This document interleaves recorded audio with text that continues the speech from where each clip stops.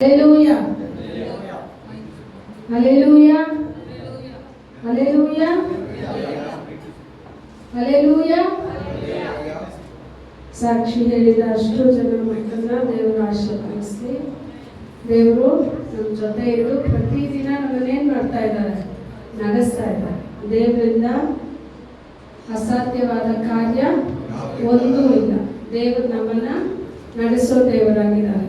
ದೇವರು ನಿಮ್ಮ ಪ್ರತಿಯೊಬ್ಬರನ್ನು ಈ ತಿಂಗಳು ನಿಮ್ಮನ್ನು ಆಶೀರ್ವಾದಿಸಲಿ ಅಂತ ನಾವು ದೇವರ ನಾಮದಲ್ಲಿ ನಿಮ್ಮನ್ನೇನು ನೋಡ್ತಾ ಇದ್ದೀವಿ, ಹಾರೈಸ್ತಾ ಇದ್ದೀವಿ. ಅದೇ ರೀತಿ ಎಷ್ಟು ಜನ ಕೈನಲ್ಲಿ ಸತ್ಯವೇದ ಇದೆ?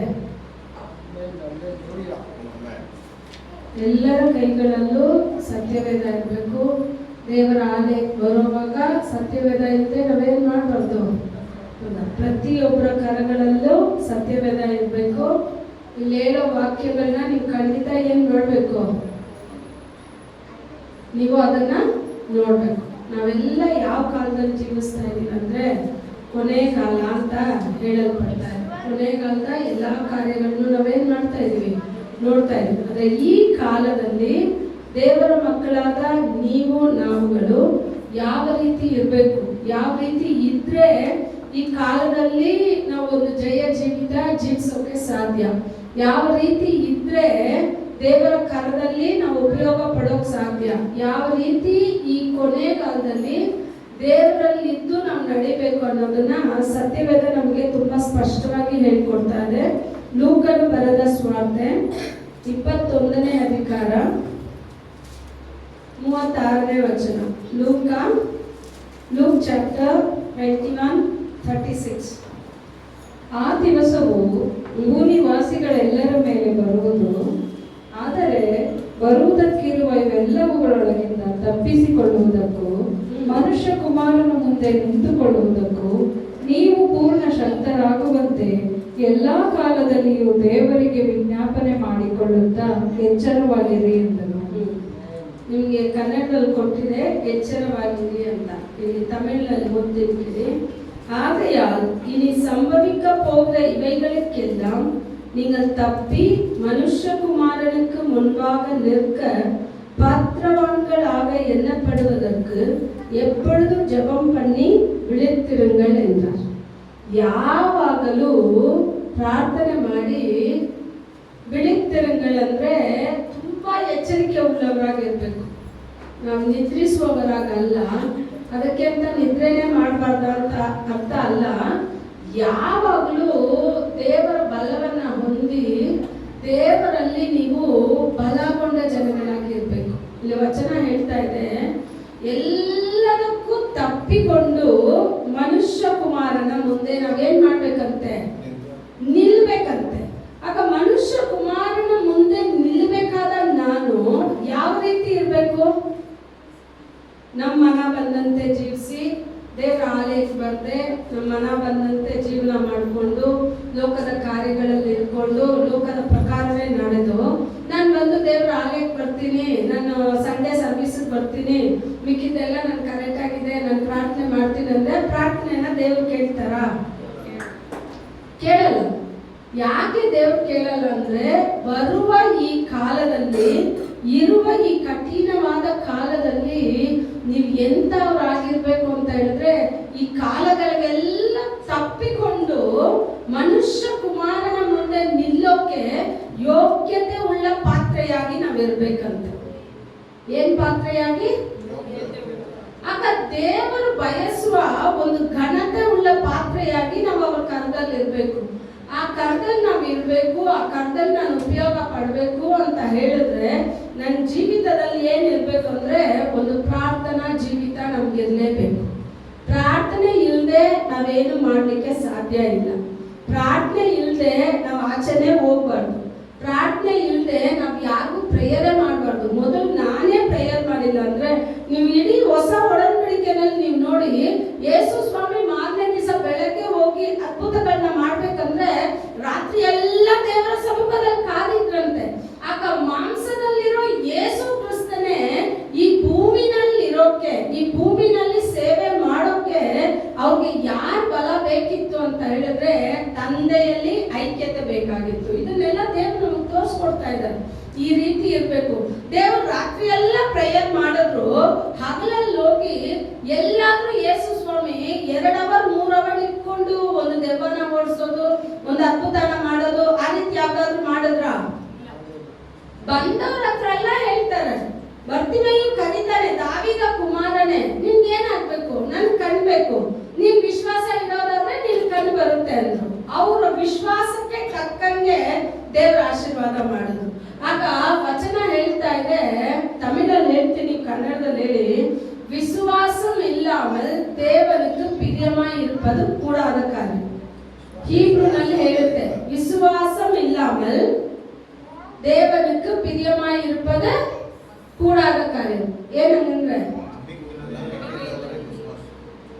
ವಿಶ್ವಾಸ ಬೇರೆ, ನಂಬಿಕೆ ಬೇರೆ, ಸರಿನಾ? ವಿಶ್ವಾಸ ಇಲ್ಲದೆ ದೇವರಿಗೆ ಮೆಚ್ಚುಗೆ ಆಗಿರ್ಬೇಕಂದ್ರೆ ಅದು ಆಗೋದಿಲ್ಲ.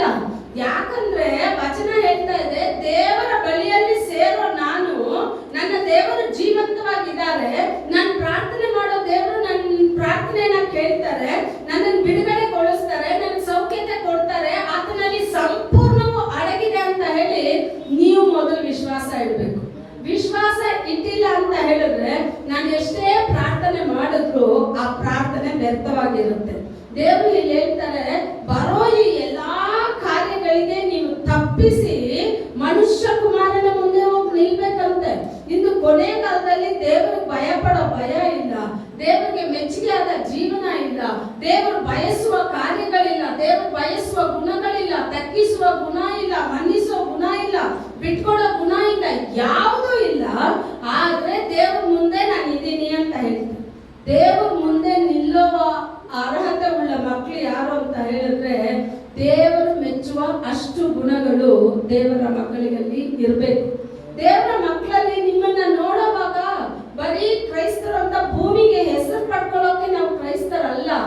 ಕ್ರೈಸ್ತರು ಅಂತ ಹೇಳಿದ್ರೆ ಕ್ರಿಸ್ತನನ್ನ ನಿಮ್ ಜೀವಿತದಲ್ಲಿ ನೋಡ್ಬೇಕು, ಕ್ರಿಸ್ತನನ್ನ ನಿಮ್ ಜೀವಿತದಲ್ಲಿ ಅನುಭವಿಸ್ಬೇಕು. ಅವರಲ್ಲಿ ಏನೋ ಒಂದು ಬದಲಾವಣೆ, ಅವರಲ್ಲಿ ಏನೋ ಒಂದು ಪ್ರೀತಿ, ಅವರಲ್ಲಿ ಏನೋ ಒಂದು ತಗ್ಗಿಸೋ ಗುಣ, ಅವರಲ್ಲಿ ಏನೋ ಒಂದು ಕಾರ್ಯ ಇದೆ ಅಂತ ಹೇಳಿ ಲೋಕದ ಅಷ್ಟು ಜನ ನಿಮ್ಮನ್ನು ನೋಡ್ಬೇಕು. ಆಗ ನೋಡೋ ಅಷ್ಟು ಜನರ ಕಣ್ಗಳಿಗೆ ನೀವ್ ಏನಾಗಿರ್ತೀರಾ ಅಂದ್ರೆ, ನಿಮ್ಮನ್ನ ನೋಡೋದಲ್ಲ, ನಿಮ್ಮ ಮುಖಾಂತರ ನೀವು ಯೇಸು ಸ್ವಾಮಿನ ಭೂಮಿಗೆ ತೋರಿಸ್ತೀರ. ಇಲ್ಲಿ ವಚನ ಹೇಳ್ತಾ ಇದೆ, ಇವುಗಳಿಗೆಲ್ಲ ನೀವು ತಪ್ಪಿಸಿ ಈ ಭೂಮಿನಲ್ಲಿ ಬಾಳ್ಬೇಕು ಅಂದ್ರೆ ಪ್ರಾರ್ಥನಾ ಜೀವಿತ ತುಂಬಾ ಮುಖ್ಯ. ಯಾಕೆ ನಿಮ್ಮನ್ನ ಹೆಚ್ಚಾಗಿ ಪ್ರಾರ್ಥನೆ ಮಾಡಿ, ಯಾಕೆ ಹೆಚ್ಚಾಗಿ ನಿಮ್ಮನ್ನ ಸ್ತುತಿ ಮಾಡಿ, ಆರಾಧನೆ ಮಾಡಿ ಅಂತ ಹೇಳಿದ್ರೆ, ಆತನು ಮಹಿಮೆಯ ಅರಸನು. ಕೀರ್ತನೆಗಳೆಲ್ಲ ನೀವು ಓದ್ ನೋಡಿ, 86ನೇ ಕೀರ್ತನೆ, 95ನೇ ಕೀರ್ತನೆ, 96 ಎಲ್ಲದರಲ್ಲೂ ನೋಡಿ, ಕರ್ತರಿಗೆ ಹೊಸ ಕೀರ್ತನೆಗಳಿಂದ ಆತನನ್ನ ಹಾಡಿರಿ, ಸಂಗೀತದಿಂದ ಆತನನ್ನ ಘನಪಡಿಸ್ರಿ, ತಂಬೂರಿನಿಂದ, ಕೈತಾಳದಿಂದ, ಕಿನ್ನರಿಯಿಂದ ಆತನ ನಾಮವನ್ನ ಸ್ತುತಿಸಿ ಹಾಡಿ ಆತನನ್ನ ಹೊಗಳಿ ಅಂತ ಹೇಳ್ತಾ ಇದೆ. ಯಾಕೆ ಅಂದ್ರೆ ದೇವರಿಗೆ ಮೆಚ್ಚುಗೆಯಾದ ಒಂದು ಕಾಣಿಕೆ. ಆತನನ್ನ ಸ್ತುತಿಸುವಾಗ ನಾವ್ ಏನ್ ಮಾಡ್ತೀವಿ, ಅಪ್ಪ ಈ ಲೋಕದಲ್ಲಿ ನಿಂತರ ಯಾರು ಇಲ್ಲ, ನಿಂತರ ಪರಿಶುದ್ಧರು ಒಬ್ರು ಇಲ್ಲ, ನಿಂತರ ಮಹಿಮೆಯುಳ್ಳ ದೇವರು ಒಬ್ರು ಇಲ್ಲ, ಘನತೆಗೂ ಮಹಿಮೆಗೂ ಅರ್ಹತೆ ನೀನು ಒಬ್ನೇ ಅಂತ ಹೇಳಿ ನೀವೆಲ್ಲ ಅರಿಕೆ ಮಾಡಿದ್ದೀರ. ಹಾಡೋದು ಏನು ಮನುಷ್ಯರನ್ನ ಮೆಚ್ಚೋಕಲ್ಲ, ಮನುಷ್ಯರು ಇಷ್ಟಪಡ್ಬೇಕು ಅಂತ ಅಲ್ಲ. ದೇವ್ರು ಹೇಳ್ತಾ ಇದ್ದಾರೆ, ವಚನ ಓದಿ, ಅದು 96, 95 ಎಲ್ಲ ಮೊದಲು ವಚನಗಳನ್ನ ಓದಿ. ಕೀರ್ತನೆಗಳು, ಸ್ಯಾಮ್ಸ್ 95, 96, 97 ಎಲ್ಲ ನೋಡಿ, ಒಂದೊಂದನೇ ವಚನ ಓದಿ. 96 ಓದ್ತಾ ಇದ್ದೀನಿ. ಯೆಹೋವನಿಗೆ ಹೊಸ ಕೀರ್ತನೆಯನ್ನು ಹಾಡಿರಿ, ಎಲ್ಲ ಭೂನಿವಾಸಿಗಳೇ ಯೆಹೋವನಿಗೆ ಹಾಡಿರಿ, ಯೆಹೋವನಿಗೆ ಹಾಡಿರಿ, ಆತನ ನಾಮವನ್ನು ಕೊಂಡಾಡಿರಿ, ಆತನ ರಕ್ಷಣೆಯು ಪ್ರತಿನಿತ್ಯವೂ ಸಾರಿ ಹೇಳಿರಿ. ಜನಾಂಗಗಳಲ್ಲಿ ಆತನ ಘನತೆಯನ್ನು ಎಲ್ಲ ಜನರಲ್ಲಿ. 98 ಯೆಹೋವನಿಗೆ ಹೊಸ ಕೀರ್ತನೆಯನ್ನು ಹಾಡಿರಿ, ಆತನ ಅದ್ಭುತ ಕೃತ್ಯಗಳನ್ನು ನಡೆಸಿದ್ದಾನೆ. 95 ಬನ್ನಿರಿ, ಯೆಹೋವನಿಗೆ ಉತ್ಸಾಹ ಧ್ವನಿಗೈಯುವ, ನಮ್ಮ ರಕ್ಷಕನಾದ ಶರಣನಿಗೆ ಜಯಘೋಷ ಮಾಡಿರಿ. ಏನ್ ಹೇಳ್ತಾ ಇದೆ? ಜಯಘೋಷದಿಂದ, ಆನಂದದಿಂದ, ಸಂತೋಷದಿಂದ, ಉತ್ಸಾಹದಿಂದ ದೇವರ ಸಮ್ಮುಖದಲ್ಲಿ ಬಂದ ಹಂಗೆ ಕೂತ ಜಾಗ ಬರೀ ಒದ್ದೆ ಆಗ್ಬಿಡುತ್ತೆ, ಅಷ್ಟೇ ಇರುತ್ತೆ. ನೀವ್ ಯಾರು ಘನಪಡಿಸೋಕ್ ಸಭೆನಲ್ಲಿ ಬರೋದಿಲ್ಲ, ಮನುಷ್ಯನ ಮೆಚ್ಚೋಕ್ ಸಭೆನಲ್ಲಿ ಬರೋದಿಲ್ಲ. ನಾನು ಯಾಕೆ ನಾನು ಅಲ್ಲಿ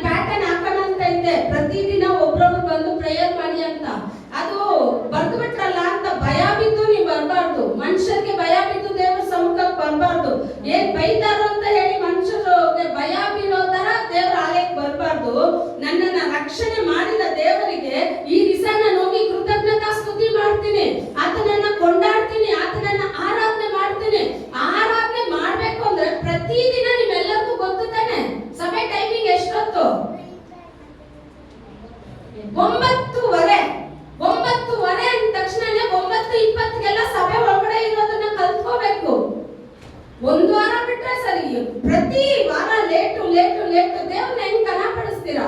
ಒಂದು ಸಮಯಕ್ಕೇನೆ ನಮ್ಮಿಂದ ಬರೋಕ್ ಆಗಿಲ್ಲ, ಒಂದು ಸಮಯಕ್ಕೇನೆ ನಿಮ್ಗೆ ಸಂಬಳ ತಿಂಗಳಾದ್ರೆ ಸಂಬಳ ಕೊಡೋ ಆ ವ್ಯಕ್ತಿಗೆ ಎಷ್ಟು ಭಯ ಬಿದ್ದು ಕರೆಕ್ಟ್ ಟೈಮ್ ಆಫೀಸ್ ಬರ್ತೀರಾ? ಲೇಟ್ ಆಯ್ತು ಅಂದ್ರೆ ಆಟೋ ಹಿಡ್ಕೊಂಡು ಹೋಗ್ತೀರಾ ತಾನೆ? 9:15 ಆಯ್ತಂದ್ರೆ ಬಿಡು, ಇವಾಗ ಹಾಡು ಹೋಗ್ತಾ ಇರುತ್ತೆ, ಪರವಾಗಿಲ್ಲ, 9:40 ಒಳಗಡೆ ನಡ್ಕೊಂಡು ಹೋಗೋಣ. ದೇವ್ರ ಆಲಯಕ್ಕೆ ಬರೋಕೆ ಮನ್ಸು ಬರ್ತಾ ಇಲ್ಲ, ದೇವ್ರ ಆಲಯಕ್ಕೆ ವೆಚ್ಚ ಮಾಡೋಕೆ ಮನ್ಸು ಬರ್ತಾ ಇಲ್ಲ ಅಂದ್ರೆ ದೇವ್ರ ಹೆಂಗ್ ಆಶೀರ್ವಾದ ಮಾಡ್ತಾರೆ? ದೇವ್ರ ಆಶೀರ್ವಾದ ಮಾಡ್ಬೇಕು. ಕೊನೆಗಾಲದಲ್ಲಿ ಬಂದು ಏನೋ ಪ್ರೆಸೆಂಟ್ ಹಾಕಿದ್ವಿ ಅನ್ನೋಕಲ್ಲ ದೇವ್ರ ಆಲಯ. ನಮ್ಮನ್ನ ನಾಳೆ ಪರಲೋಕಕ್ಕೆ ಒಯ್ಯೋ ಸ್ಥಳ ದೇವ್ರ ಆಲಯ, ನಮ್ಮನ್ನ ಪರಿಶುದ್ಧ ಮಾಡೋ ಸ್ಥಳ ದೇವ್ರ ಆಲಯ. ನಮ್ಮನ್ನ ದೇವರ ಸಮ್ಮುಖದಲ್ಲಿ ನಿಲ್ಲಿಸಿ ನಮ್ಮನ್ನ ಯೋಗ್ಯತೆಯುಳ್ಳ ಮನುಷ್ಯನಾಗಿ ಬದಲಾಯಿಸೋದು ಯಾರು ಅಂದ್ರೆ ದೇವರ ಆಲಯ. ಈ ದೇವರ ಆಲಯದಲ್ಲಿ ಇಲ್ಲದೆ ಇರೋವಾಗ ನಾವು ಮನ ಬಂದಂತೆ ಜೀವಿಸ್ತೀವಿ, ಮನ ಬಂದಂತೆ ಇದ್ವಿ, ಏನೋ ಬಾಳಿದ್ವಿ. ಆದ್ರೆ ದೇವರ ಆಲಯನ ದೇವ್ರು ಏನಕ್ಕೆ ನೇಮಿಸ್ಕೊಟ್ಟಿದಾರಂದ್ರೆ ಎಸೆಕಿಯೇಲ್ ಅಲ್ಲಿ ಹೇಳುತ್ತೆ, ನಾನು ಅವರನ್ನ ಪರಿಶುದ್ಧ ಮಾಡೋಕೆನೆ ನನ್ನ ದೇವರ ಆಲಯದಲ್ಲಿ ಸಬ್ಬತ್ ದಿನವನ್ನ ನೇಮಿಸಿದ್ದಾರೆ. ನೀವು ದೇವರಿಗೆ ಭಯ ಪಡುವ ಭಯ ಬೇಕು, ದೇವರು ಬಯಸುವ ಪರಿಶುದ್ಧತೆ ಬೇಕು. ದೇವ್ರ ಕೊನೆಗಾಲದಲ್ಲಿ ಅಭಿಷೇಕ ನಿಂತು ಕಾಯ್ತಾ ಇದ್ದಾರೆ. ಆದ್ರೆ ದೇವ್ರು ಬಂದು ನೋಡುವಾಗ ಆಲಯ ಖಾಲಿಯಾಗಿದೆ, ಮನಸ್ಸು ಬರ್ತಾ ಇಲ್ಲ, ಯೌವನಸ್ಥರಿಗೆ ಮನಸ್ಸು ಬರ್ತಾ ಇಲ್ಲ, ದೊಡ್ಡವ್ರಿಗೆ ಮನಸ್ಸು ಬರ್ತಾ ಇಲ್ಲ, ಚಿಕ್ಕವ್ರಿಗೆ ಮನಸ್ಸು ಬರ್ತಾ ಇಲ್ಲ. ದೇವರ ಆಲಯದಲ್ಲಿ ಬಂದು ಯಾಕೆ ಪ್ರಾರ್ಥನೆ ಜೀವಿತ ಮುಖ್ಯ ಅಂತ ಹೇಳಿದ್ರೆ, ನೀವೆಲ್ಲ ನಿಮ್ಮನ್ನು ಕೇಳ್ತೀನಿ, ಎಷ್ಟು ಜನ ಸಭೆ ಬೆಳಿಬೇಕು ಅಂತ ಇಷ್ಟ? ಕೈ ಎತ್ತವರೆಲ್ಲ ಎಷ್ಟು ಸಲ ಬಂದು ಪ್ರೇಯರ್ ಮಾಡ್ತೀರಾ ಚರ್ಚಲ್ಲಿ ಹೇಳಿ? நான் கேட்கல, ஆவியானவர்களோடு கூட பேசிக்கொண்டு இருக்கிறார். எத்தனை வாலிப பிள்ளைங்க ஒரு நாளைக்கு நரகத்தை நோக்கி போய்கிட்டு இருக்கு, எத்தனை வாலிப பிள்ளைங்க மரிச்சு கொண்டு இருக்காங்க. வாலிப பிள்ளைகளாகிய நீங்க ஒரு நாள் நியமித்து தேவ சமூகத்துல வந்து உட்கார்ந்து ஜெபிக்க பழகணும், ஜெபிக்க கத்துக்கணும். வாரத்துல ஒரு நாள் வர முடியாத, ஒரு ஹவர், ஒரு மணி நேரம் வர முடியுமா? முடியாதா? யார் நியமிக்கிற நாட்களை?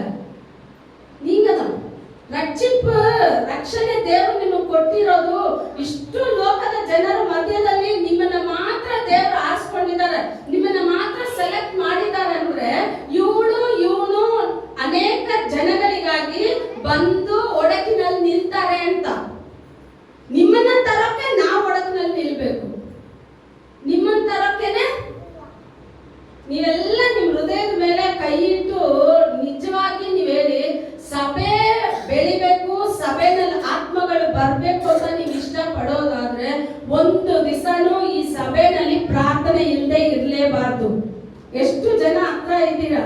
ಒಂದ್ ಕೀ ತಗೊಳ್ಳಿ, ಎಲ್ಲರ ಹತ್ರ ಆಲ್ಮೋಸ್ಟ್ ಕೀ ಇದೆ, ನೀವು ತಗೊಳ್ಳಿ, ನೀವೇ ನೇಮನ ಮಾಡಿ. ವಾರದಲ್ಲಿ ಒಂದು ಸಲ, ಅಪ್ಪ ನನ್ಗೆ 7 ಗಂಟೆ ಕೆಲಸ ಇದೆ, ಪರವಾಗಿಲ್ಲ, ನಾನು ಬೆಳಗ್ಗೆ ಮುಂಜಾನೆ 5 ಗಂಟೆಗೆ ಬಂದು ನಿಮ್ ಸಮ್ಮುಖದಲ್ಲಿ 1 ಅವರ್ ವೆಚ್ಚ ಮಾಡ್ಬಿಟ್ಟು ಹೋಗ್ತೀನಿ. ನನ್ ಕೆಲಸ ಮುಗಿದ್ಮೇಲೆ 10 ಗಂಟೆಗೆ ಬಂದು 1 ಅವರ್ ವೆಚ್ಚ ಮಾಡ್ತೀನಿ. ನೀವು ಮಾಡಿ ನೋಡಿ, ನಿಮಗೆ ಫ್ರೀ ಇರೋ ಟೈಮ್ ನಲ್ಲಿ ಬರೋದು ಸಮಯ, ಆ ತರ ಸಮಯ ಕೊಡೋಕೆ ದೇವ್ರು ಇಷ್ಟಪಡಲ್ಲ. ಫ್ರೀ ಇರೋ ಟೈಮ್ ಅಲ್ಲಿ ಕೊಡೋಕೆ ಅವ್ರೇನ್ ಫ್ರೀ ದೇವ್ರು ಅಲ್ಲ. ಅವ್ರ ಘನತೆಗೂ ಅರ್ಹತೆಗೂ ಮಹಿಮೆಗೂ ಯೋಗ್ಯವುಳ್ಳ ದೇವರು.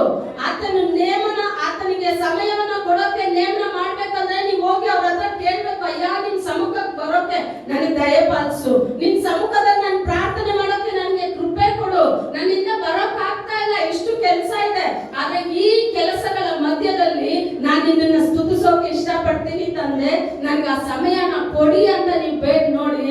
ದೇವರು ಕೊಡ್ತಾರಾ ಇಲ್ವಾ ಅಂತ ನೋಡಿ. ಕೊಡ್ತಾರ ಕೊಡಲ್ಲ? ಕೊನೆ ಕಾಲದಲ್ಲಿ ಏನೋ ಬಂದ್ವಿ, ನಿಮ್ಮನ್ನ ಆಶೀರ್ವಾದ ಮಾಡಿ ಮಾಡಿ ಮಾಡಿ ಮಾಡಿ ಹೇಳಿ ಹಂಗೆ ನಿಮ್ಮನ್ನ ಏನ್ ಹೇಳೋದು, ಒಂದ್ ಬೊಂಬೆಗಳ ತರ ಕೂರ್ಸ್ಬಿಟ್ಟು ಹೋಗೋಕ್ ಬರಲ್ಲ. ಕೊನೆ ಕಾಲದಲ್ಲಿ ದೇವ್ರ ಅಭಿಷೇಕನ ಇಟ್ಟು ಕಾಯ್ತಾ ಇದ್ದಾರೆ.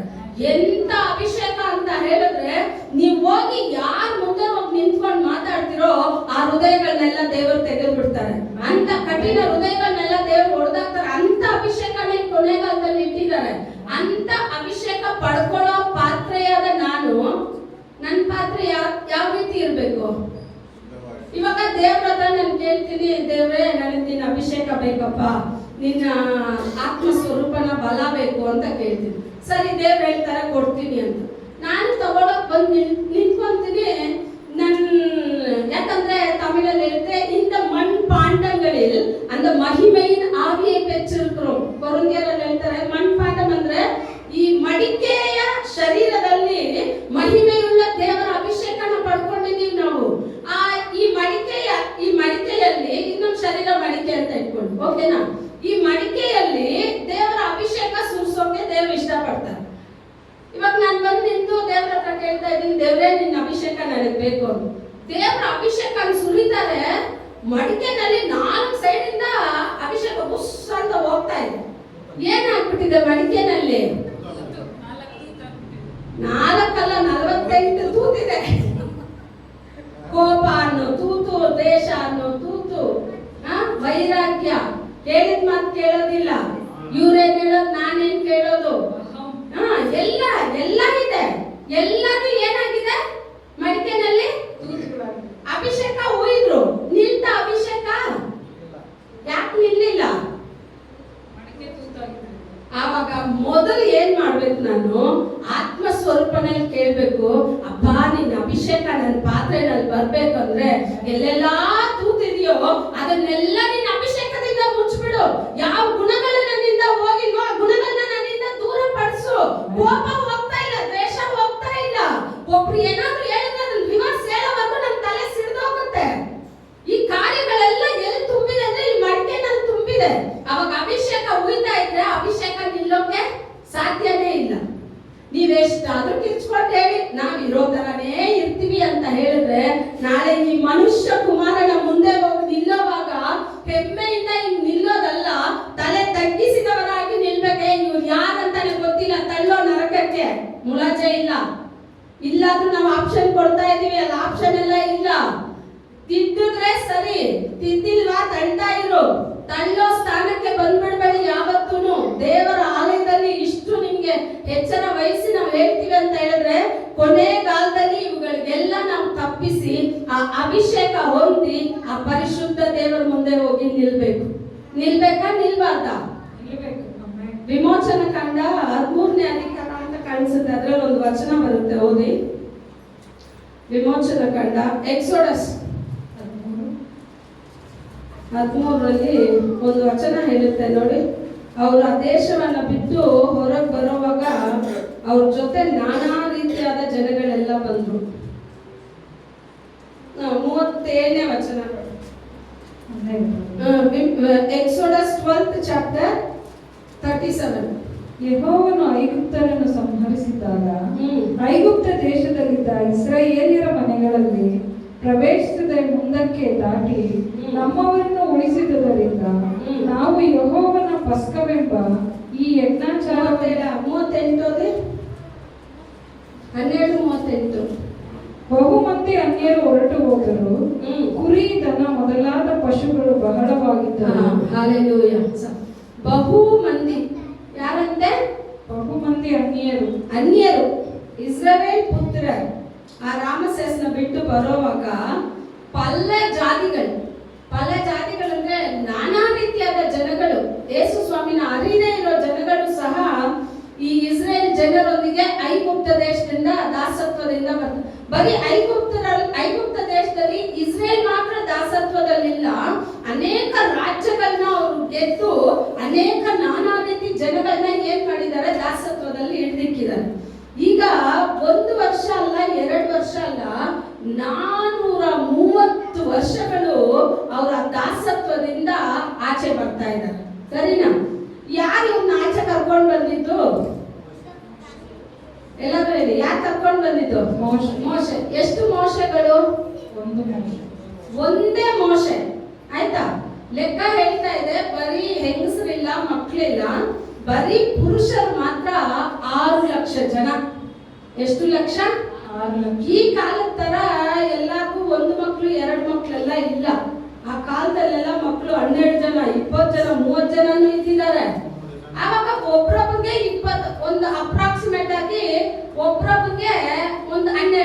ಇಟ್ಕೊಳ್ಳಿ, ಸರಿನಾ?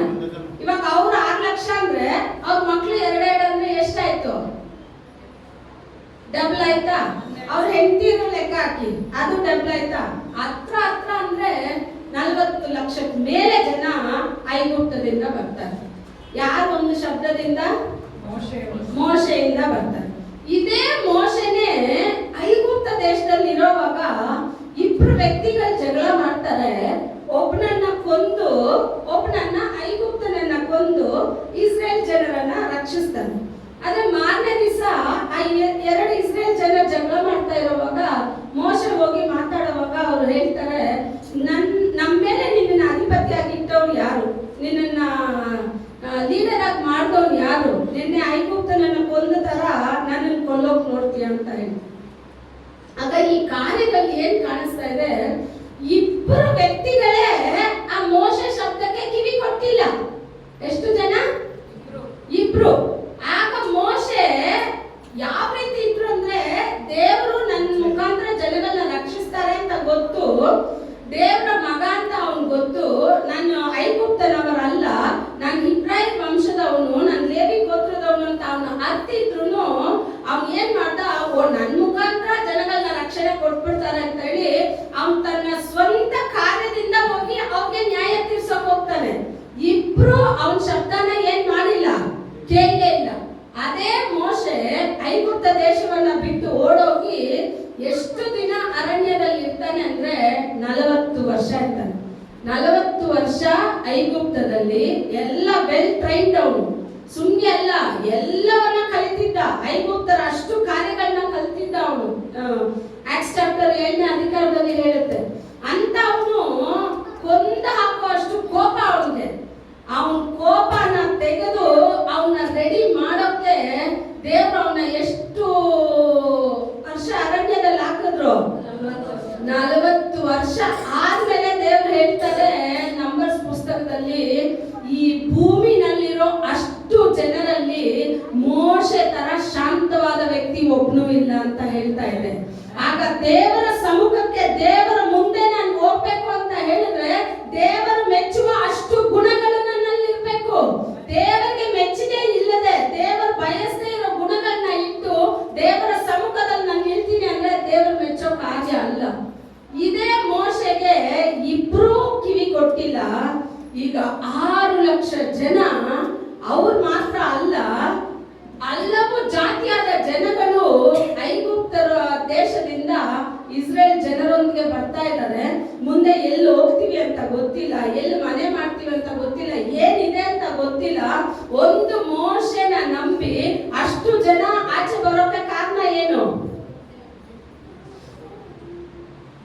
ಅಷ್ಟು ಜನ ಆಚೆ ಬರೋಕೆ ಕಾರಣ ಏನು? ಇದೆಲ್ಲ ನಾವು ಉಳ್ಕೋದೇ ಇಲ್ಲ, ಇದನ್ನ ನಾವು ಕೇಳೋದು ಇಲ್ಲ. ಏನೋ ನೀವ್ ಹೇಳಿ ನಾವು ಕೇಳ್ಕೊಂತೀವಿ, ನಾವು ಹೋಗ್ತೀವಿ.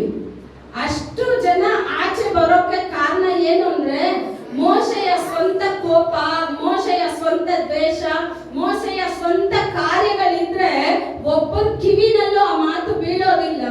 ಮೋಶೆ ಎಲ್ಲಿ ಬಂದು ನಿಲ್ತಾನೆ ಅಂತ ಹೇಳಿದ್ರೆ, ಅಲ್ಲಿ ಲೂಕಾದಲ್ಲಿ ಓದಿದ್ವಲ್ಲ, ಈ ಯಜಮಾನನ ಮುಂದೆ ಬಂದು ನಿಲ್ಬೇಕು ಅಂತ ಹೇಳಿ ಆ ಬೆಂಕಿ ಉರಿಯುವ ಆ ಬೆಂಕಿ ಜ್ವಾಲೆಯ ಮುಂದೆ ದೇವರ ಸಮ್ಮುಖದಲ್ಲಿ ಬಂದು ನಿಲ್ತಾನೆ.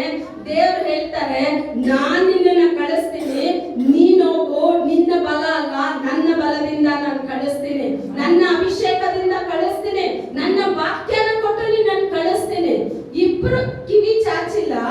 6 ಲಕ್ಷ ಜನ ಅವನ ಶಬ್ದವನ್ನ ಕೇಳಿ ಆ ಐಗುಪ್ತ ದೇಶವನ್ನ ಬಿಟ್ಟು ಆಚೆ ಬರ್ತಾ ಇದ್ದಾರೆ. ಯಾವಾಗ ಸಾಧ್ಯ? ಎಲ್ಲಿಂದ ಸಾಧ್ಯ ಇದು? ನನ್ನ ಸ್ವಂತ ಕಾರ್ಯ ಇದ್ರೆ ಸಾಧ್ಯ ಅಲ್ಲ. ನಾವು ಪ್ರತಿದಿನ ದೇವರಲ್ಲಿ ಕೇಳ್ಬೇಕು, ಅಪ್ಪ ನಾನು ಒಂದು ಮನುಷ್ಯನಲ್ಲಿ ಮಾತಾಡ್ಬೇಕು ಅಂದ್ರೆ ಆ ಮನುಷ್ಯನ ಹೃದಯ ಬದಲಾಗ್ಬೇಕು ಅಂದ್ರೆ ನಾವು ತಿಳ್ಕೊಬಹುದು. ಏನೋ ನಮ್ ಕಣ್ಣೀರಿಂದ ನಿಮ್ ಮಕ್ಳ ಹತ್ರನೂ ನೀವ್ ಹಂಗೆ ನೀವೇನ್ ಮಾಡ್ತೀರಾ, ಕೆಲವೊಂದ್ಸಲ ನಿಮ್ ಮಕ್ಳಿಗೆ ಎಲ್ಲ ತಿಳಿಸ್ಕೊಡೋಕೆ ನೀವು ಎಷ್ಟೋ ಹತ್ತು ನಿಮ್ ಮಕ್ಳಿಗೆ ಹೇಳ್ತಾನೆ ಇರ್ತೀರಾ. ಅವ್ರಿಗೆ ಏನಾಗ್ಬಿಡುತ್ತೆ, ಒಂದು ಹಂತ ಬರೋವಾಗ ಅಯ್ಯೋ ನಮ್ಮಮ್ಮ ನಾವು ಬಾಯಿ ತೆಗೆದ್ರೆ 10 ನನ್ನ ತಲೆನ ತಿಂದು ಬಿಡ್ತಾರೆ. ನೀವು ಅಳೋದು ನಿಮ್ ದುಃಖನ ಅವ್ನ ಅರ್ಥ ಮಾಡ್ಕೋಬೇಕು ಅಂತ. ಆದ್ರೆ ಅವ್ರ ಮಕ್ಳು ಏನ್ ಮಾಡ್ತಾ ಇಲ್ಲ, ನಮ್ ದುಃಖನ ಅರ್ಥ ಮಾಡ್ಕೊತಾ ಇಲ್ಲ. ಅದಕ್ಕೆ ನೀವು ಒಂದು ಕೆಲಸ ಮಾಡಿ, ನಿಮ್ಮ ಮಕ್ಕಳಿಗೋಸ್ಕರ ನೀವು ಹೋಗಿ ದೇವರ ಸಮ್ಮುಖದಲ್ಲಿ 1 ಗಂಟೆ ಕಾದಿರಿ. ಅಪ್ಪ ನಾನು ನನ್ನ ಮಗನ ಹತ್ರ ಮಾತಾಡಕ್ ಹೋಗ್ತೀನಿ, ನನ್ನ ಮಕ್ಕಳ ಹತ್ರ ಮಾತಾಡ್ತೀನಿ, ನನ್ನ ಗಂಡನ ಹತ್ರ ಮಾತಾಡ್ತೀನಿ, ನೀವು ನಿಮ್ಮ ಸಮ್ಮುಖನ ನನ್ನ ಮುಂದೆ ಕಳಿಸಿ ಅಂತ ಹೇಳಿ ನೀವು ಬಲ ಪಡ್ಕೊಂಡು ಹೋಗಿ ನೀವು ಮಾತಾಡೋಕ್ ಮುಂಚೆನೆ ನಿಮ್ಮ ಮಕ್ಕಳು ನಿಮ್ಮ ಹತ್ರ ಸಾರಿ ಕೇಳ್ತಾರೆ. ನಾವ್ ಏನ್ ಮಾಡ್ತೀವಿ, ಫಸ್ಟ್ ನಮ್ ಕಾರ್ಯದಿಂದ ನನ್ನಿಂದ ನಾನೆಲ್ಲ ಮಾಡ್ಬಿಡ್ತೀನಿ, ನಾನ್ ಪ್ರೇಯರ್ ಮಾಡಿದ್ರೆ ಇದು ನಡೀತಿ, ಇದಾಗತ್ತೆ ಅದಾಗತ್ತೆ, ಏನೂ ಆಗೋದಿಲ್ಲ. ದೇವರ ಬಲ ಆತ್ಮ ಸ್ವರೂಪನು ಇಲ್ಲ ಅಂತ ಹೇಳಿದ್ರೆ ಯಾವ ಕಾರ್ಯನೂ ನಮ್ಮಿಂದ ಮಾಡಕ್ಕೆ ಆಗೋದಿಲ್ಲ. ಒಂದು ಮೋಶೆಯ ಶಬ್ದಕ್ಕೆ ಅಷ್ಟು ಜನ ಐಗುಪ್ತದಿಂದ ಆಚೆ ಬಂದ್ರು ಅಂತ ಹೇಳಿದ್ರೆ ದೇವರು ಮೋಶೆನ ಅಭಿಷೇಕ ಮಾಡಿದ ಅಭಿಷೇಕ ಅಷ್ಟು ಉನ್ನತವಾದದ್ದು. ಕೊನೆ ಕಾಲದಲ್ಲಿ ದೇವರ ಅಭಿಷೇಕನ ಇಟ್ಟಿದ್ದಾರೆ. ನೀವು ಬಂದು ಕೇಳಿ, ಅಪ್ಪ ನನ್ನನ್ನು ಅಭಿಷೇಕ ಮಾಡು, ನಿನ್ನ ಅಭಿಷೇಕದಿಂದ ತುಂಬಿ ನಾನು ಅನೇಕರ ಬಿಡುಗಡೆಗಾಗಿ ಪ್ರಾರ್ಥನೆ ಮಾಡುವಾಗ ನನ್ನ ದೇವರು ಖಂಡಿತ ಬಿಡುಗಡೆ ಕೊಡ್ತಾರೆ. ದೇವರು ಹೇಳಿದಾರಲ್ಲ ಹೊಸ ಒಡಂಬಡಿಕೆಯಲ್ಲಿ ಏನ್ ಹೇಳಿದ್ದಾರೆ, ಕೇಳಿರಿ ಕೊಡಲ್ಪಡುವುದು, ಹುಡುಕಿರಿ ಸಿಗುವುದು, ತಟ್ಟಿರಿ ತೆರೆಯಲ್ಪಡುವುದು. ನಾವು ಕೇಳೋದು ಇಲ್ಲ, ತಟ್ಟೋದು ಇಲ್ಲ, ಹುಡುಕೋದು ಇಲ್ಲ, ಈ 3 ಮಾಡೋದಿಲ್ಲ. ಆದ್ರೆ ನಮ್ಮ ಕಾರ್ಯಕ್ಕೆ ಮಾತ್ರ, ನಮ್ಮ ಅಗತ್ಯತೆಗೆ ಮಾತ್ರ ದೇವ್ರೆ ನನ್ಗೆ ಇದು ಮಾಡಿಲ್ಲ, ದೇವ್ರೆ ನನ್ಗೆ ಅದು ಮಾಡಿಲ್ಲ. ಮಾಡೋಕ್ ಮುಂಚೆ ದೇವ್ರು ಹೇಳ್ತಾರೆ, ದೇವ್ರನ್ನ ಹುಡುಕ್ರಿ, ನಾನು ನಿಮ್ಗೆ ನನ್ನನ್ನ ತೋರ್ಪಡಿಸ್ತೀನಿ. ನನ್ನ ಬಾಕ್ಲಲ್ಲಿ ಬಂದು ತಟ್ಟಿ, ನಿತ್ಯವೂ ತಟ್ಟಿ, ಅಪ್ಪ ನನ್ನ ಸಭೆ ಸುತ್ತಲೂ ಎಷ್ಟೋ ಯೌವನಸ್ಥರಿದ್ದಾರೆ, ನನ್ನ ಸಭೆ ಸುತ್ತಲೂ ನಿನ್ನನ್ನು ಅರಿದೇ ಇರೋ ಎಷ್ಟೋ ನಾನಾ ರೀತಿಯಾದ ಜನಗಳಿದ್ದಾರೆ, ಜಾತಿಗಳಿದೆ, ನಾನ್ ಬೇಡ್ತಾ ಇದ್ದೀನಿ ನಮ್ಮ ಸಭೆಗೆ ಆತ್ಮಗಳನ್ನ ಕೊಡಪ್ಪ ಅಂತ ಹೇಳಿ ನೀವು ಪ್ರಾರ್ಥನೆ ಮಾಡೋದಾದ್ರೆ ದೇವ್ರು ಕೊಡ್ತಾರಾ ಕೊಡಲ್ವಾ? ಕೊಡ್ತಾರಾ ಕೊಡಲ್ವಾ? ಅವಾಗ ಯಾರು ಬಂದು ತಟ್ಟಬೇಕು? ದೇವ್ರ ದಿನ ಬಂದು ನೋಡ್ತಾರೆ. ದೇವರ ಆಲಯದಲ್ಲಿ ದೇವರ ಮಹಿಮೆ ವಾಸ ಮಾಡ್ಬೇಕು, ದೇವರ ಆಲಯದಲ್ಲಿ ದೇವರ ಸ್ತುತಿ ವಾಸ ಮಾಡ್ಬೇಕು, ದೇವರ ಆಲಯದಲ್ಲಿ ದೇವರು ಚಲಿಸ್ಬೇಕು ಅಂದ್ರೆ ಸುಮ್ಮನೆ ಇರಬಾರ್ದು, ಆ ಆಲಯದಿಂದ ಧೂಪ ಹೋಗ್ತಾನೆ ಇರ್ಬೇಕು. ಆಗ ಪಾಳ್ಯದಲ್ಲಿ ಒಂದು ಸಭೆ ಇದೆ ಅಂದ್ರೆ ಪ್ರತಿದಿನ 1 ಗಂಟೆ ಆದ್ರೂ ಧೂಪ ಎಲ್ಲಿ ಹೋಗ್ಬೇಕು? ஒரு நாளைக்கு எவ்வளவு ஹவர்ஸ்? பின்னாடி இருக்கிறவங்க சொல்லுங்க, ஒரு நாளைக்கு எவ்வளவு ஹவர்ஸ்? 24 ஹவர்ஸ். சரியா? 24 ஹவர்ஸ்ல ஆண்டவருடைய நாள் எவ்வளவு மணி நேரம்? 100 ரூபாயில 10 ரூபாய் ஆண்டவருக்கு, 90 ரூபாய் யாருக்கு? உங்களுக்கு. ஆண்டவர் 90 ரூபாய் கேட்கல, எவ்வளவு தான் கேட்டாரு? 10 ரூபாய். அப்ப ஒரு நாளைக்கு உங்களுக்கு 24 ஹவர்ஸ் தராருன்னா 2.5 hour அது ஆண்டவருடைய நேரம். என்னைக்காச்சும் 2 hour உட்கார்ந்து ஆண்டவர் சமூகத்துல ஜெபிச்சிருக்கீங்களா? காத்தால 1 hour, சாயங்காலம் 1 hour. ஆமென் போடவே நேரம் கொடுத்துல நமக்கு. என்னது? பயந்துக்கன் உங்களுக்கு சொல்லி தராமையே அப்படியே உங்களை நரகத்துக்கு தள்ளுற பாத்திரங்களே நாங்க இருக்க கூடாது. நாளைக்கு எல்லாத்தையும் ஜெயிச்சு என் பிள்ளை சபையில சொல்லி கொடுத்த வார்த்தையை புடிச்சு தேவ சமூகத்துக்கு வந்திருக்குதுன்னு ஆண்டவர் உங்களை குறிச்சு சாட்சி கொடுக்கணும், ஆவியானவர் சாட்சி கொடுக்கணும். என் பிள்ளை தனியா வரல, வரும்போதே அது ஒரு கூட்ட ஜனத்தை ಆಯ್ತಪಡಿಸಿ கொண்டு வருது. ದೇವರು ಇದನ್ನ ಬಯಸ್ತಾರೆ, ನಿಮ್ಮನ್ನೆಲ್ಲ ದೇವರು ತುಂಬಿಸ್ಬೇಕು ಅಂತಾನೆ ಇಷ್ಟಪಡ್ತಾರೆ. ನೀವೇನ್ ಮಾಡೋದಿಲ್ಲ, ತಟ್ಟೋದು ಇಲ್ಲ, ಹುಡುಗೋದು ಇಲ್ಲ, ಕರೆಯೋದು ಇಲ್ಲ. ಆಕ್ಸಿಡೆಂಟ್ ಆಗೋವಾಗ್ಲೇ ಕರೆಯೋದು, ದೇವರೇ ನಿನ್ನ ಕಣ್ಣಿಲ್ವಾ ನನ್ಗೆ ಆಕ್ಸಿಡೆಂಟ್ ಆಯ್ತು. ಹೊಟ್ಟೆ ನೋವು ಬರೋವಾಗ್ಲೇ ದೇವರೇ ನಿನ್ನ ಕಣ್ಣಿಲ್ವಾ ನನ್ಗೆ ಹೊಟ್ಟೆ ನೋವು ಬಂತು, ನನ್ಗೆ ಇದು ಬಂತು ಅದು ಬಂತು. ದೇವ್ರು ಹೇಳ್ತಾರೆ ಪ್ರತಿದಿನ 2 hour ನನ್ನ ಸಮಯ, ನೀನ್ ಎಷ್ಟೇ ಬಲಹೀನತೆನಲ್ಲಿರಿ, ನಾವು ಮಂಚದಲ್ಲಿ ರೋಗ ಮಲಗಿದ್ರು ಆ ರೋಗದ ಮಂಚದಿಂದ ನಾವು ಎತ್ತೋ ಪ್ರಾರ್ಥನೆನ ದೇವರು ಗಣಪಡಿಸ್ತಾರೆ. ಅಂತ ಒಂದು ವ್ಯಕ್ತಿಗಳಾಗಿ ನೀವು ಬದಲಾಗಬೇಕು. ದೇವರ ಅಭಿಷೇಕ ಸುರಿಯೋರು ಕಾಯ್ತಾ ಇದ್ದಾರೆ. ಅಭಿಷೇಕನ ಖಂಡಿತ ನಾವೆಲ್ಲ ಪಡ್ಕೋಬೇಕು. ಪಡ್ಕೊಂಡ್ರೆ ಮಾತ್ರನೇ ಒಬ್ರತ್ರ ಇಬ್ರತ್ರ ಮಾತಾಡೋ ವ್ಯಕ್ತಿಗಳಲ್ಲ, ಆಗಿ ಅಲ್ಲ, ಒಂದೇ ಸಲ ಗುಂಪಾಗಿ ಮಾತಾಡೋ ತರ ಅಭಿಷೇಕನ ದೇವರು ನಿಮ್ಮಲ್ಲಿ ಇಡ್ತಾರೆ. ಒಂದೇ ಸಲ ರಾಶಿ ಗುಂಪುಗಳನ್ನ ತಂದು ದೇವರು ಹಾಕ್ತಾರೆ. ದೇವರು ಹಾಕು ಅಂತ ಹೇಳಿದ ಬಲೆನಲ್ಲಿ ಒಂದೇ ಮೀನ ಬಂತು. ಅಷ್ಟು ದೊಡ್ಡ ಬಲೆನಲ್ಲಿ ಎಷ್ಟು ಮೀನ್ ಬಂತು? ಮೊದಲು ಅವ್ರ ಪ್ರಯಾಸದಲ್ಲಿ ಹಾಕಿದ್ರು, ಎಷ್ಟು ಮೀನ್ ಬಂತ ಆವಾಗ? ಯಾಕೆ? ಮೀನ್ ಹಿಡಿಯೋರು ತಾನೆ, ಅವ್ರಿಗೆ ಗೊತ್ತು ತಾನೆ. ಅವ್ರು ತಮ್ಮ ಸ್ವಂತ ಪ್ರಯಾಸದಲ್ಲಿ ಹಾಕ್ತಾರೆ. ಒಂದು ಮೀನು ಎಲ್ಲಿ ಬಂದಿಲ್ಲ, ಅದೇ ಮೀನೆಲ್ಲ ಎಲ್ಲಿದೆ? ಬಲೆ ದೂರ ಇದೆಯಾ, ಬಲೆ ಪಕ್ಕದಲ್ಲೇ ಇದೆಯಾ? ಬಲೆ ಪಕ್ಕದಲ್ಲೇ ಇದೆ. ಅದು ದೇವ್ರ ಮುಖ ನೋಡ್ತಾನೆ ಇದೆ, ಅದು ಕೇಳ್ತಾನೆ ಇದೆ, ನನ್ ಬಲೆಗೆ ಹೋಗ್ಬೋದಾ? ಬಲೆಗೆ ಹೋಗ್ಬೇಡ. ಅವನೇನೋ ಅವನಿಂದ ಎಲ್ಲ ಸಾಧ್ಯ ಅಂತೆ. ನೋಡೋಣ ಏನೋ ಆಗ್ತಾ ಇದ್ದಾನೆ, ನೋಡ್ ನನ್ ಪ್ರೇಯರ್ ಮಾಡಿದ್ರೆ ಹೆಂಗ್ ದೆವ್ವ ಓಡುತ್ತೆ. ಅದು ಓಡೋದಿಲ್ಲ, ಎದುರುಗಡೆ ಬಂದು ನಿನ್ನ ಹೊಡೆದ್ಬಿಟ್ಟು ಅದು ಹೋಗುತ್ತೆ. ಹೊಡಿತಾ ಇಲ್ವಾ? ಹಳೆ ಹೊಸ ಒಡಂಬಡಿಕೆಯಲ್ಲಿ ಹೊಡಿತಾ ಇಲ್ವಾ? ಇಲ್ಲದೆ ಇರೋದು ಯಾವ್ದು ಕಟ್ಟುಕತೆಗಳನ್ನ ಹೇಳ್ತಾ ಇಲ್ಲ, ಸ್ಟೋರಿ ಹೇಳ್ತಾ ಇಲ್ಲ, ಸತ್ಯವೇದದಲ್ಲಿ ಇರೋದೆ. ನನ್ನಿಂದ ಏನು ಸಾಧ್ಯ ಇಲ್ಲ, ಬಲದಿಂದಲ್ಲ, ಪರಾಕ್ರಮದಿಂದಲ್ಲ, ನಿನ್ನ ಆತ್ಮದಿಂದ ಮಾತ್ರ ಕಾರ್ಯಗಳು ಸಾಧ್ಯ. ಅದೇ ನಮ್ಮ ಮೈಂಡ್ ಅಲ್ಲಿ ಬರ್ಬೇಕು. ದೇವ್ರೆ, ನನ್ನ ಮಾತಿಂದ ಅಲ್ಲ, ನಾನು ಸಂಧಿಸೋದ್ರಿಂದ ಅಲ್ಲ, ನನ್ನನ್ನ ನೀನ್ ಅಭಿಷೇಕದಿಂದ ತುಂಬಿಸು. ನಾನು ಹೋಗೋ ಕಡೆ ಎಲ್ಲ, ನಾನಿರೋ ಕಡೆ ಎಲ್ಲ ನೀನ್ ಜನಗಳನ್ನ ತಂದು ನನ್ಗೆ ಆಗ್ತೀಯ ಅನ್ನೋ ಒಂದು ನಂಬಿಕೆ ನಿಮ್ಮಲ್ಲಿ ಇರ್ಬೇಕು. ಇಂಥ ನಂಬಿಕೆ ನಿಮಗ್ ಬೇಕು ಅಂತ ಹೇಳಿದ್ರೆ ಅಂತ ದೊಡ್ಡ ದೇವರ ಅಭಿಷೇಕದಲ್ಲಿ ನೀವು ತುಂಬಿರ್ಬೇಕು. ಅಭಿಷೇಕನ ಈ ಪಾತ್ರೆನಲ್ಲಿ ತುಂಬಿಸ್ಬೇಕಂದ್ರೆ ಪಾತ್ರೆ ಹೆಂಗಿರ್ಬೇಕು? ನಾನು ಹೇಳಿದ್ನಲ್ಲ, ಕೆಲವೊಬ್ರು ಹೇಳ್ತಾರೆ ನೋಡಿ, ಏನ್ ಇಷ್ಟು ಗಲೀಜಾಗಿದ್ದೀರಾ, ಏನ್ ಕ್ಲೀನ್ ಮಾಡ್ಕೊ. ಅಯ್ಯೋ ಬಿಡಿ, ದೇವ್ರು ನಮ್ಮನ್ನ ಹೃದಯ ತಾನೇ ನೋಡ್ತಾರೆ. ಆಚೆ ಕೊಳಕಾಗಿದ್ರೆ ನೋಡ್ಬಿಡ್ತಾರ? ಕೊಳಕ್ ಚೊಂಬಲ್ ನೀರ್ ತಂದು ಕೊಟ್ರೆ ಕುಡಿದು ಬಿಡ್ತಾರ? ನೀವ್ ಹೇಳ್ತೀರಾ ಈ ಚೊಂಬು ಒಳಗಡೆ ಚೆನ್ನಾಗಿದೆ, ಚೊಂಬ ಆಚೆ ಚೆನ್ನಾಗಿಲ್ಲ ಅಂದ್ರೆ ಮೊದಲು ನೀವೇನ್ ನೋಡ್ತೀರಾ?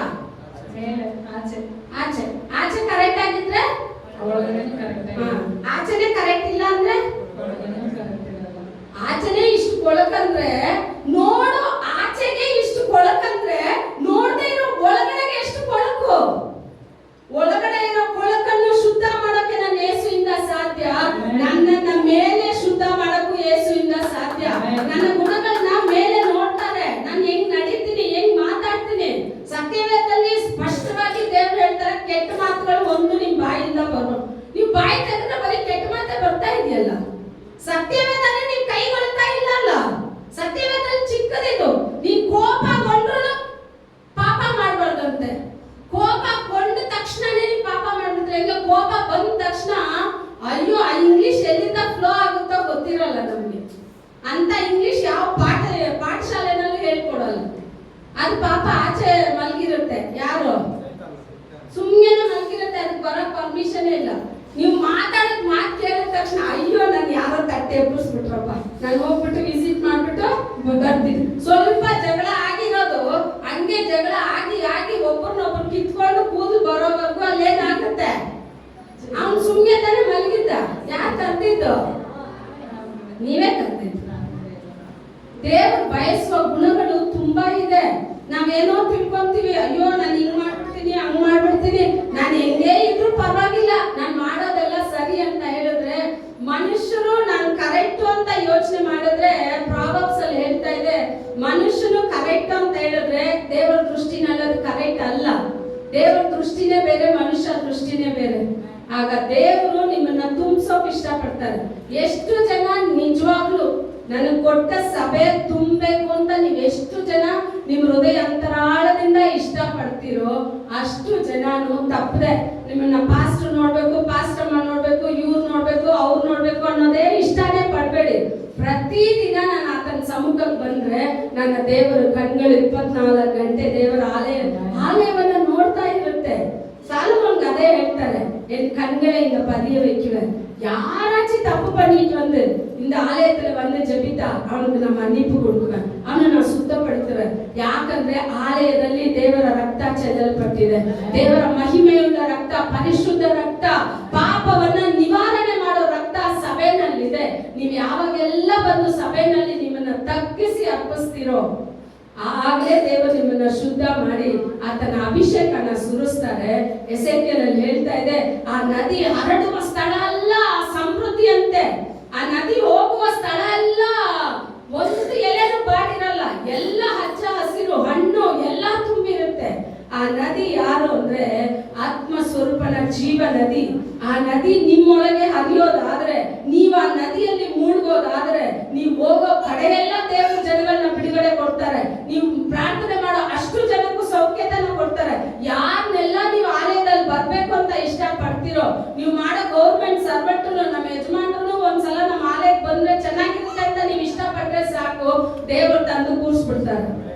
ಕೂರಿಸ್ತಾರೆ. ಕೂರಿಸಲ್ವಾ?